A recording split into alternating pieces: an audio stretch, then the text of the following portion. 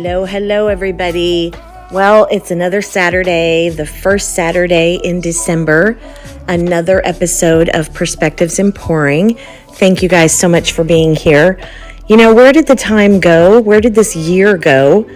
It seems like yesterday we were locked down in COVID, and next thing you know, it's about to be 2023.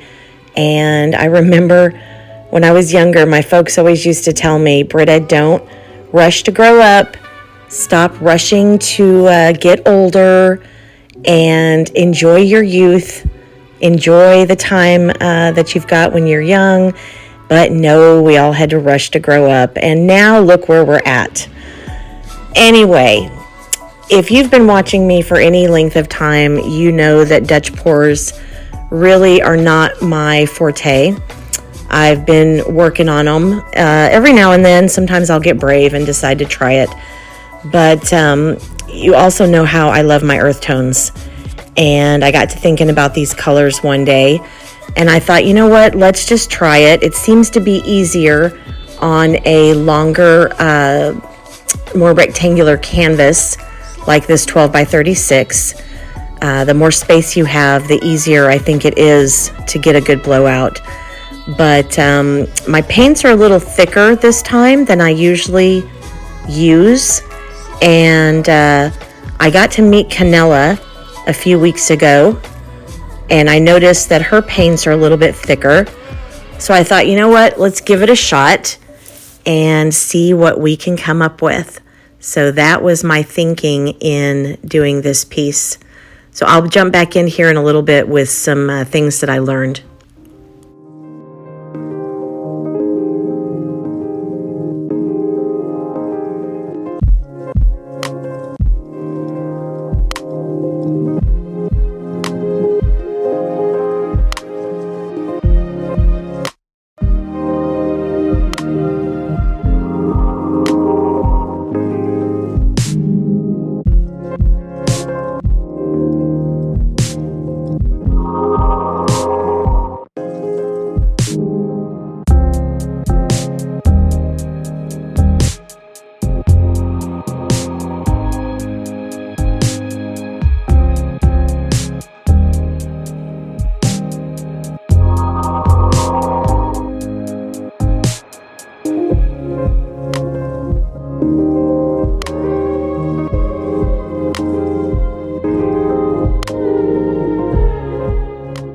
Now, one thing I want you to notice as I'm pouring some extra base coat around the colors, the existing base coat is smooth like glass. It leveled out on its own. I didn't have to take a spatula to spread it. There's no indentions, but the paint that I'm pouring now, it flows nicely right back into the original base coat. That means the consistency is good. It's not too thick, and you're not going to have dimples and paint that hasn't really moved when you start blowing it out. Now, another thing, I really do prefer to have my dryer on low. On high, it's just a little too much. So in order for me to blow the paint while the blow dryer was on low, I had to keep the blow dryer straight up and down. You can see it's perpendicular to the canvas. And I tried to kind of lean it at an angle, and it didn't really do much. But it did work really well keeping it straight up and down. So that was something that I learned here.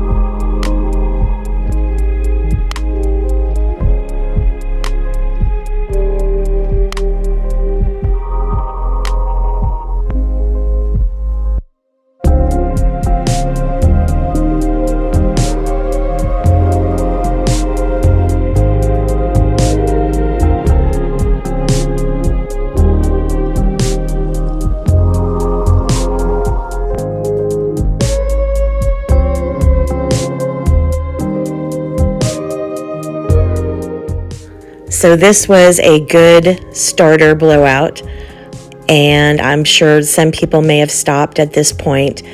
I personally really love Dutch pours with the wispy, dreamy, ethereal edges.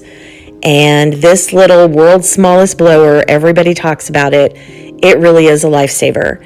So that is what I'm doing here. I'm going to go around all of the edges, get rid of those more symmetrical rounded edges, and blow them out just a little bit so that I can get some little wispies and just give it a little more soft, feminine, dreamy look. That's kind of what I'm going for here.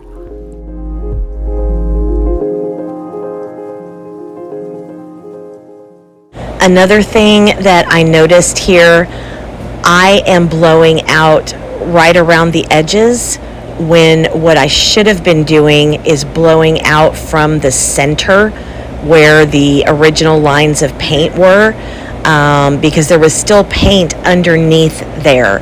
And I think it would have blended the colors a little bit better if I had done that. I do go back and do that towards the end, but I think it would have turned out a lot better if I had been doing that all along.